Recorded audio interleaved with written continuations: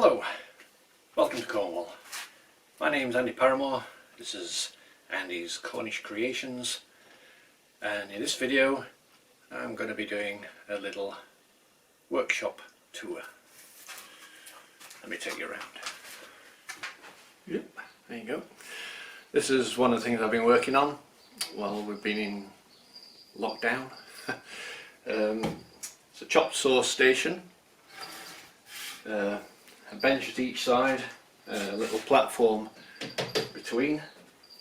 The idea is that the bench is at the same level as the top of the chop saw, so it will run straight through without having to prop up the end of the timber. Eventually I'll put a little loose block with a pin that I can drop in to so I can rest the end of the piece, and that keeps it in line with the fence, and probably even rig up something where I can put some stops, so that if I'm cutting the same length of wood I can just run it up against the stop and cut the same length each time. So yeah, that's what I've been doing for a few days. I'll show you a little run around of what's involved. Here's the vice that I've put on there. I did have it on another bench, but it weren't really getting used, so I thought I'd put it on this and it'll get used a lot more. A couple of oak plates, and it's got a turned handle. I think that's ash and some sort of like a mahogany, but that works quite nicely. It's going to come in really useful.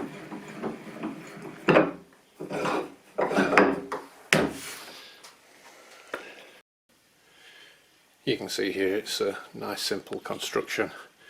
We've got the two legs, top rail, and a support across the bottom that also acts as a support for the shelf. And basically there's just four of those, two at each end of each bench, and then we've got the two supports underneath the chop saw part, and they just support the timbers for the chop saw. Quite simple, but everything runs nicely. It's all nice and level through, and should work quite well. Got the dust extractor in the corner. That's all got to be set up still. That goes through the wall. The other side of this wall is the lathe, so that'll be able to do the lathe and hopefully do some of the other machines that I've got in here. The rest of it's a bit of a work in progress. I'll show you around in a second. Okay, from there we come round. There's my mortiser. That's quite handy. I made a gate with that, and that came in really useful. Got my record power bandsaw, which is a nice bit of kit. The compressor in the corner. It's quite a large one. I used to use it for shot blasting, but now I'm just going to use it for the woodwork. A little Titan bandsaw, which I probably use much more than the larger one. Actually, it's a really nice little machine. It's not, you can't do anything too tough on it, but it works pretty well for the money and everything. You can get that away from the sun. Got a little Titan planer thicknesser. I use it mainly just for edging, for if any glue ups or anything like that. It's quite useful. Here I've got the spindle moulder kitty. I haven't actually used it yet, but it was a gift from a friend, so I could hardly refuse it. Got the MIG welder. I don't do a lot of welding, but I do find it useful to make some bits and bobs. Got a little scroll saw, a little Proxon one. I don't use that a lot as either, but something I must try and get into a bit more. I've got a homemade router table. This is really useful, this for roundovers on smaller pieces when it's really awkward to use a normal router. Whereas with the table you can get the piece up quite close with a lot less danger of it flying around. I got the Fox wet grinding. I had that a while ago, and to be honest, I don't really use it much. The buffing, the leather buffing strop or stropping wheel is quite useful.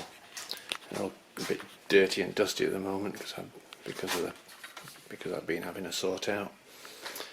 And I've got the Shepak sanding station, which is really good. I use this quite a lot, and it's worth its weight in gold, that one. Yeah, so then we should come round. That's the door to the where I have the lathe. We're back to the beginning. If we come through here, this is needs a good tidy up. And my bench grinder.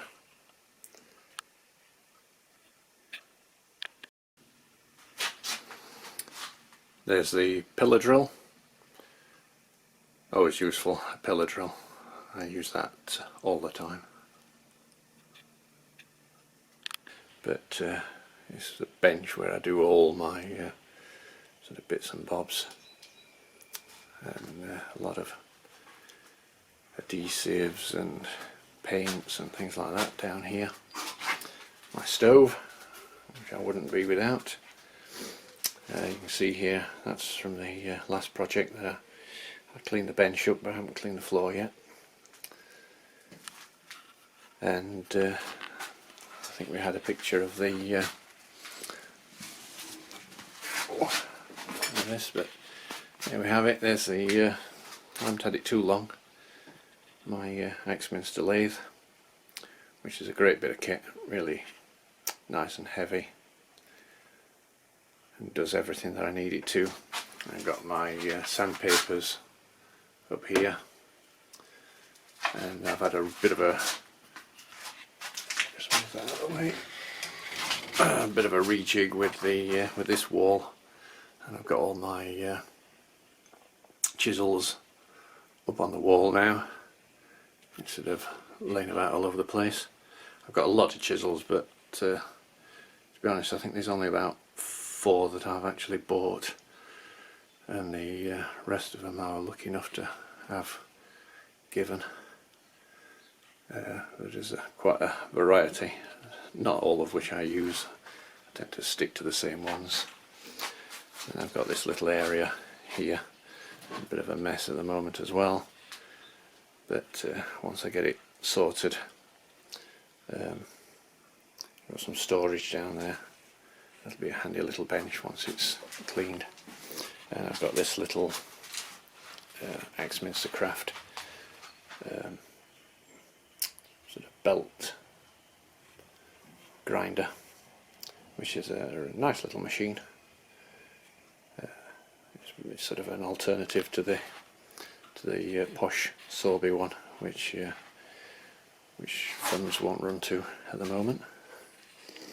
But yeah, the only thing I've forgot is where I do my filming. I've made this this track that let's see if I can get you to see it, so I can position this on a bit stiff, but it moves along the track backwards and forwards, and I've got the arm, and the camera goes on here, so I can get it in all different positions around the lathe. And also, if I'm doing any work on this bench, I can get a nice camera position onto there as well. My chucks, I've got the whoops, there we go, the Record Power SC4, and where the other one is. I've got a Record Power, oh there he is, there he is, SC3 with the pen jaws on, and then I've got a, did I get that one? SC3, and then I've got a Robert Sorby chuck, and that's where I keep all the little sanding discs. They're quite a nice little setup, but I'm trying to get it all a bit sorted and tidied up.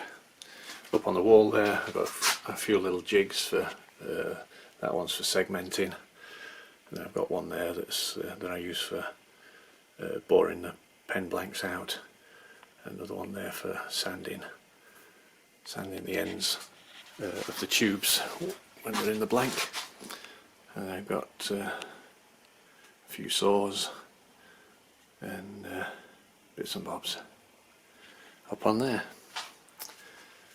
Mitafix, 1,000,001 uses Mitafix. And there you have it. Okay, there you have it. A little tour of my workshop. With the extra time off that I've had in the last, well, I've been off for 2.5 weeks now. So I've been doing a few little projects, and I've moved a lot of my machines from one side of the workshop over into this other room where you saw them. So I've had a lot of moving around to do, and the bench to build and things, and a lot of cleaning, and I filled a skip up with rubbish. I do tend to hoard a lot of rubbish, but no more. Everything's going to be tidy from now on. So hope you enjoyed it, and from here in a very sunny Cornwall again, my name's Andy Paramore. Goodbye. Thank you for watching. Hope you enjoyed it. Please subscribe, give it a thumbs up, share and leave a comment. Thanks.